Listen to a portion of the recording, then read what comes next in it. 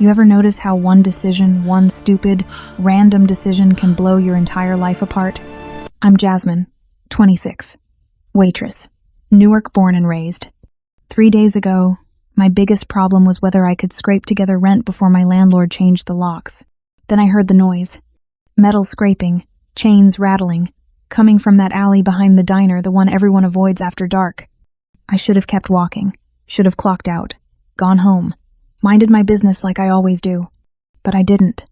I opened that shipping container, and inside was a man beaten, bloodied, chained like an animal. One eye swollen shut, the other staring right at me with something that looked like fury and desperation all mixed together. He said 2 words, "Help me." 2 words, that's all it took. Because I didn't know who he was. I didn't know about the bodies, the empires, the enemies hunting him like a wounded dog through the streets of Newark. I didn't know that helping him meant I'd just signed my own death warrant. I should have walked away, but I didn't. And now? Now there's no going back. You know what the crazy part is? Most people would have walked away. But you're still here. That means something. So before we dive deeper into this mess, drop a comment, tell me where you're from, and whether you think I'm making the biggest mistake of my life. And subscribe, because what happens next? You won't see it coming. The diner smelled like burnt coffee and desperation. It was 1:47 a.m., 3 customers, all of them nursing drinks they'd been nursing for an hour. My feet ached, my back ached. Everything ached in that bone-deep way that comes from standing for 9 hours straight on minimum wage. But I needed this job. My brother's tuition was overdue, again. And my manager Rick had that look earlier, the one that said my hours were about to get cut. Again. So I smiled, wiped down tables, pretended I wasn't one missed paycheck away from eviction. Then I heard it. A bang, metal on metal, sharp, deliberate, coming from the alley out back. I froze, rag in one hand, pot of stale coffee in the other. Rick looked up from his crossword. Probably just cats. But it didn't sound like cats. My gut screamed at me to ignore it, to finish my shift, to go home and collapse into bed like a normal person. Instead, my feet carried me toward the back door. The alley was darker than it had any right to be. One flickering streetlight, dumpsters overflowing with week-old trash, and there, wedged between the brick wall and a chain-link fence, a shipping container. Rusted, dented, padlocked. It hadn't been there yesterday. Another bang, louder this time, more desperate. I should have called the cops, should have gone back inside. But my hand was already on the padlock, and it was open just barely. Someone had cut through it but left it hanging there, like a trap. I pulled. The door groaned open, and the smell hit me first. Blood, fresh, mixed with sweat and something metallic that made my stomach turn. Then I saw him, slumped against the far wall, wrists chained above his head, face swollen so badly I couldn't make out his features, just bruises and blood and pain. His shirt was torn, soaked dark, one eye completely shut. The other? Locked on me. Closed the door. His voice was raw, broken, but commanding. I stumbled back. Jesus, what happened to you?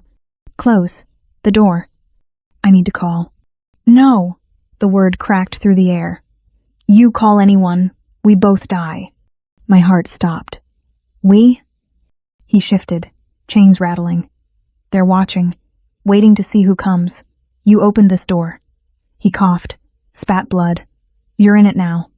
Every instinct screamed at me to run, to leave this man, this stranger, to whatever hell he'd gotten himself into. But something in his voice stopped me. Not the authority, not the threat, the exhaustion. Like he'd been fighting for so long he didn't remember why he started. Who are you? I whispered. Silence. Who? Are you? DoYoon? The name meant nothing to me. Should it have? I'm Jasmine. The words tumbled out before I could stop them. Stupid. So stupid. Jasmine. He tested it. Tasted it. Help me, and I'll owe you everything. I don't want anything from you. You will. There was something in the way he said it. Not a promise. A prophecy. Why should I help you? My voice shook. You could be anyone. A murderer. I'm worse. His good eye fixed on me. Dark. Empty. But right now, I'm the only reason you're walking out of this alley alive. Cold flooded my veins. What does that mean? He nodded past me. Toward the street. I turned. 2 men, suits, standing at the mouth of the alley under that flickering streetlight. Watching. Waiting. They saw you open the door, DoYoon said quietly. That makes you a problem they need to solve. My knees almost buckled. So what now? DoYoon's lips curved into something that might have been a smile if half his face wasn't destroyed. Now? He shifted, chains clinking. You decide what kind of person you are. He paused. The kind who walks away? The 2 men started moving toward us. Slow, deliberate. Or the kind who survives. I didn't walk away. God, I wish I had. My hands were shaking so badly I could barely grip the crowbar I'd found under a tarp in the corner. The bolt holding DoYoon's chains was rusted solid, but fear pure. Animal fear gave me strength I didn't know I had. The metal shrieked, snapped. DoYoon collapsed forward. I caught him barely. He was heavier than he looked, all dead weight pressing against me. His blood soaked warm through my uniform. Can you walk? Do I have a choice? The 2 men were 30 feet away now. 25. I dragged DoYoon toward the back of the alley. My apartment was 6 blocks north. 6 blocks through Newark at 2 a.m., with a half-dead man bleeding all over me. We stuck to shadows. Moved through the maze of alleys I'd known since I was a kid, the shortcuts between buildings, the gaps in fences, the fire escapes that led nowhere useful but everywhere necessary. DoYoon's breathing got worse with each step. Wet, labored, like his lungs were filling with something they shouldn't be. Why are they after you? I asked, more to keep myself from panicking than anything else. Silence. I'm risking my life here. You owe me an answer. I took something. His voice was barely a whisper. What? Their trust. Cryptic. Of course. A car turned onto the street ahead. Black, tinted windows, moving too slow. I pulled us into a doorway, pressed DoYoon against the wall, covered his mouth with my hand when his breathing got too loud. The car crawled past. Kept going. I waited 10 seconds. 20. Then we moved again.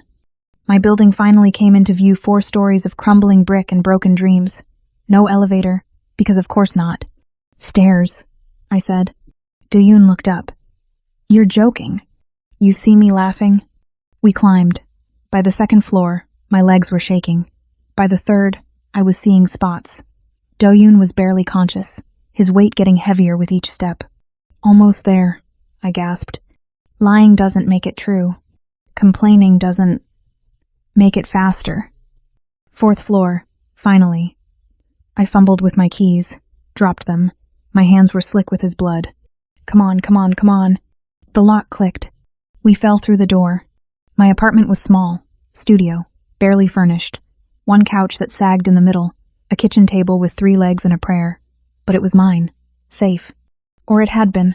Until tonight. I dumped DoYoon on the couch. He groaned but didn't complain. Don't bleed on that. It's the only furniture I own. I'll try my best.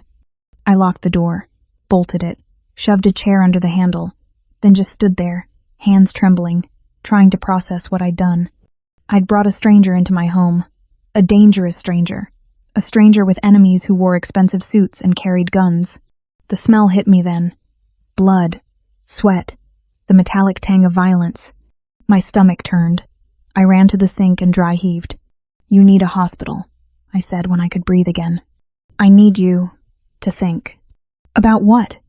They saw you. DoYoon's good eye fixed on me. Your face, your uniform, that name tag you're still wearing. My hand flew to my chest. Jasmine, Rosie's diner. Oh God. They'll find out who you are, he continued, each word costing him. Where you live, where your family lives. Marcus, my brother. No. Call him. Tell him to leave. Now. I grabbed my phone with shaking hands. Dialed. It rang. And rang. And rang. Pick up. Voicemail. I tried again. Nothing. He's at Rutgers, I said, my voice climbing toward panic. Dorm room. He should be safe there, right? DoYoon's expression told me everything I needed to know. I was about to try a 3rd time when my phone lit up. Unknown number. My heart stopped. Don't answer, DoYoon said. But I was already staring at the screen, at the way it buzzed in my hand like something alive, something poisonous. The ringing stopped. A text came through. We need to talk about your new friend, Jasmine, and your brother Marcus. Lovely boy. Criminal justice major, isn't he? The phone slipped from my fingers, clattered to the floor. DoYoon's voice was barely a whisper. Now they know everything. Another text. 324 Anderson Hall, room 3B. He looks so peaceful when he sleeps. I couldn't breathe. What have I done? The words came out broken. What the fuck have I done? We didn't stay at my apartment. DoYoon made a call on a phone he'd pulled from somewhere his boot, maybe while I threw clothes into a bag with hands that wouldn't stop shaking. Marcus. They had eyes on Marcus. My little brother who wanted to be a lawyer, who'd never even gotten a parking ticket, who thought the worst criminals were the ones who didn't recycle. We have 8 minutes, DoYoon said. Maybe less. My brother is being moved. My people are getting him somewhere safe. Your people? I spun on him. Who the fuck are you, really?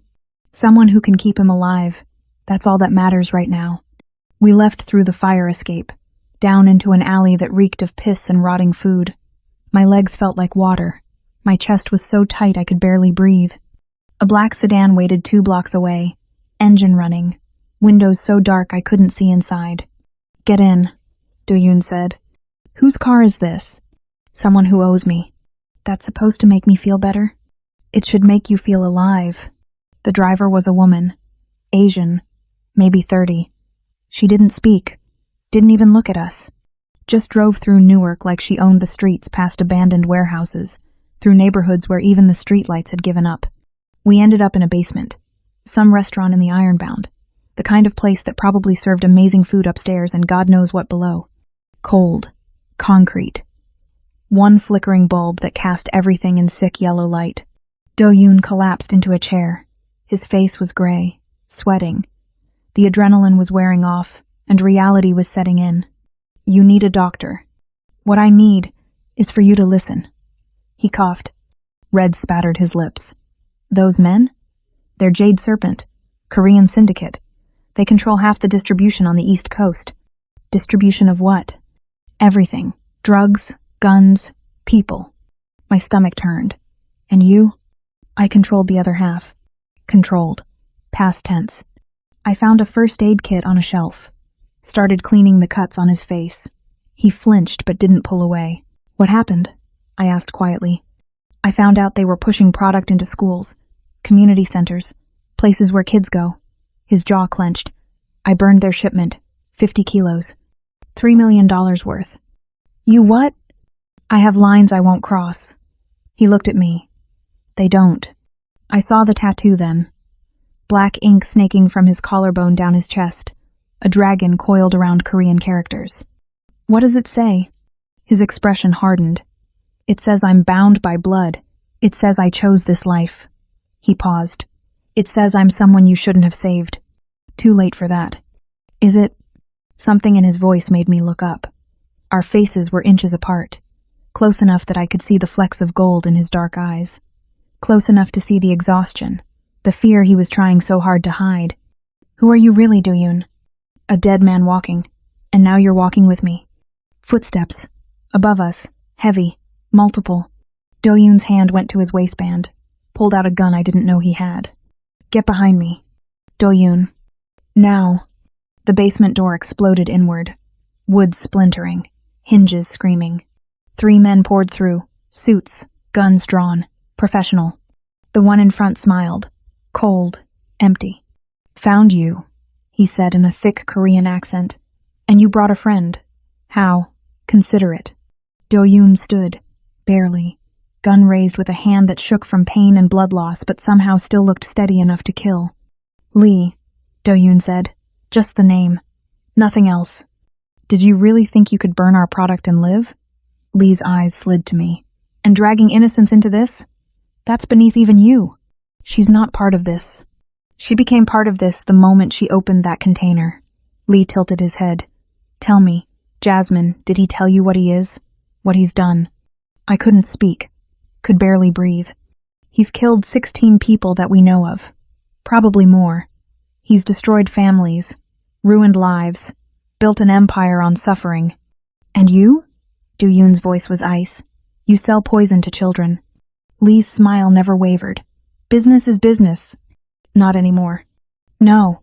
Lee raised his gun. Not anymore. DoYoon's voice dropped to a whisper meant only for me. You don't know what you've gotten yourself into. The air exploded with gunfire. The first shot went high. I hit the floor. Concrete scraped my palms raw. The smell of gunpowder burned my nose. DoYoon returned fire. 3 quick shots that sent the men diving for cover behind overturned tables. Move, he shouted. I didn't think. Just crawled toward a door in the back. My hand slipped in something warm. Blood. Whose? I didn't know. Didn't want to know. DoYoon was right behind me, limping, leaving a trail of red. We burst through the door into a tunnel. Dark, narrow. The kind of passage built during Prohibition and forgotten by everyone except criminals and ghosts. Gunshots echoed behind us, voices shouting in Korean. We ran. The tunnel opened into an abandoned warehouse. Massive. Empty. Moonlight streamed through shattered windows, casting everything in silver and shadow. Beautiful. If it wasn't a death trap. There. DoYoon pointed to a rusted staircase. High ground. We climbed. Each step groaned. The metal shifted under our weight. I was certain it would collapse, send us plummeting 30 feet to concrete below. But somehow we made it. From up here, I could see everything. 3 entrances. No exits. We were cornered. This was your plan? I gasped. Get trapped? DoYoon leaned against the railing, breathing hard. His gun dangled from his hand. Maybe 6 bullets left. Better to die on your feet. We're not dying. Jasmine. We're not.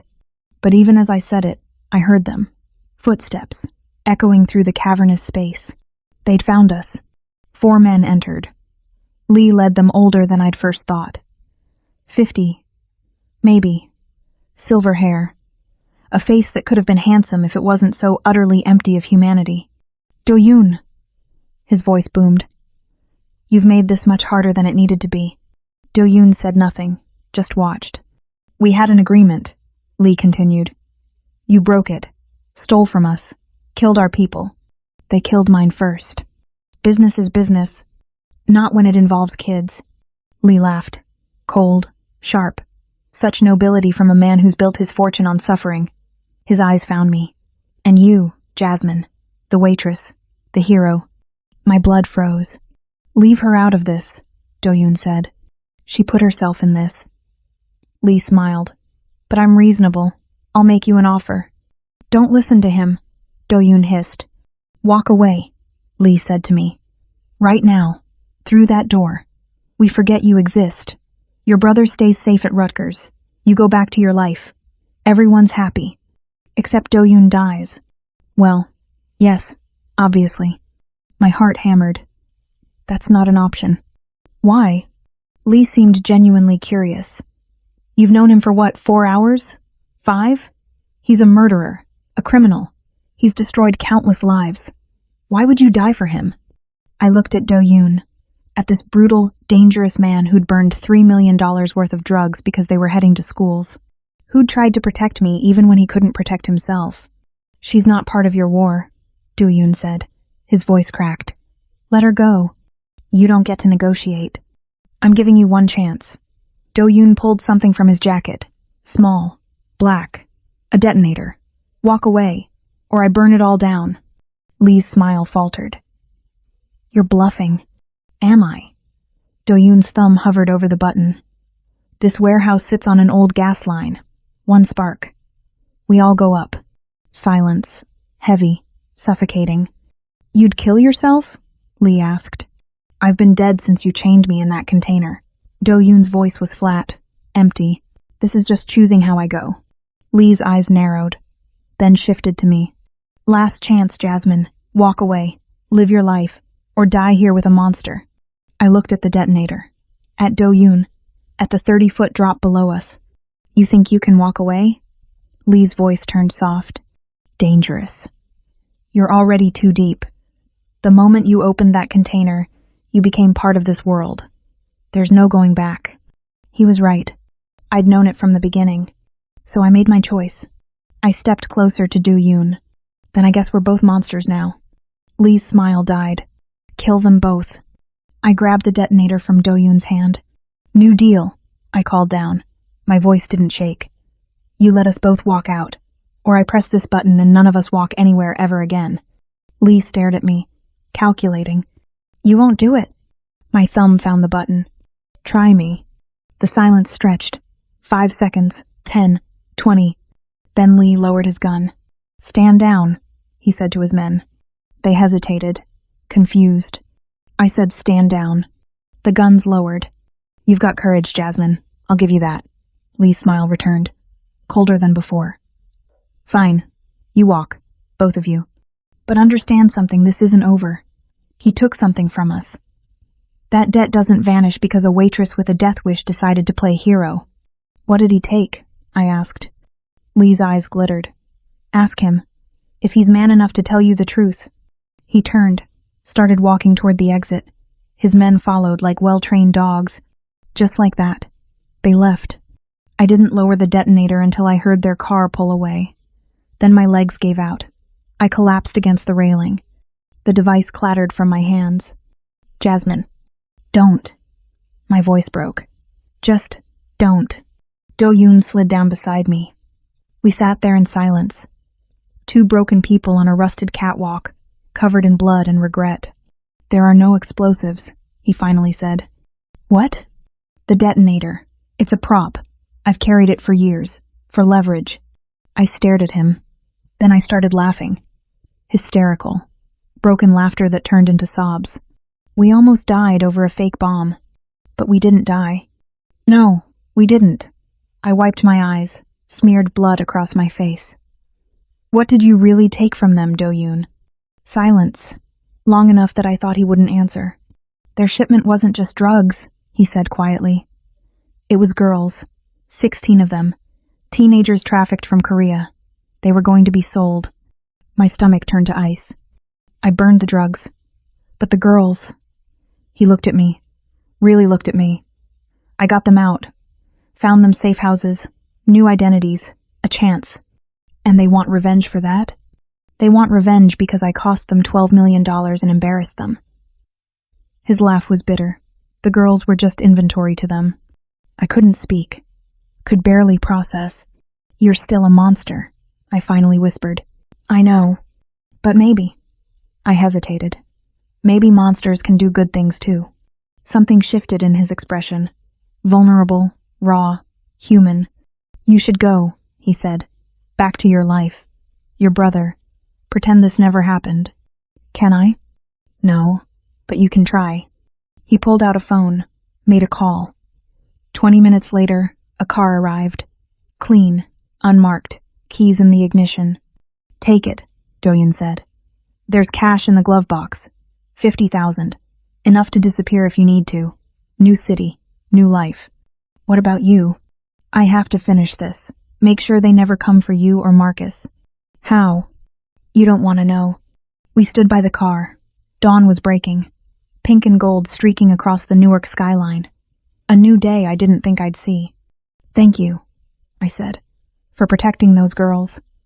For trying to protect me. Thank you for not letting me die in that container. I opened the car door, hesitated. Jasmine. I turned. DoYoon stepped closer. His face was still destroyed, swollen, bruised, but his eyes were clear. You saved me, he said quietly. Now let me save you. Stay away from this world. From me. You deserve better. My chest tightened. Because somewhere between the blood and fear and chaos, something had shifted. I'd stopped seeing him as just a criminal. Started seeing him as something else. Something dangerous in a different way. What if I don't want to walk away? I whispered. His hand came up, cupped my face, gentle in a way that contradicted everything he was. Then you're a fool. Maybe I am. He leaned in, pressed his forehead against mine. I could feel his breath, smell the copper tang of blood mixed with something warmer, human. I'll find you, he said. When this is over. When I've made sure you're safe. I'll find you. And we'll figure out what this is. Promise? I promise. I got in the car, started the engine, watched him disappear in my rearview mirror, a broken man standing alone in an abandoned warehouse, silhouetted against the rising sun. And as Newark faded behind me, I wondered, could I trust a promise from a monster who saved 16 girls?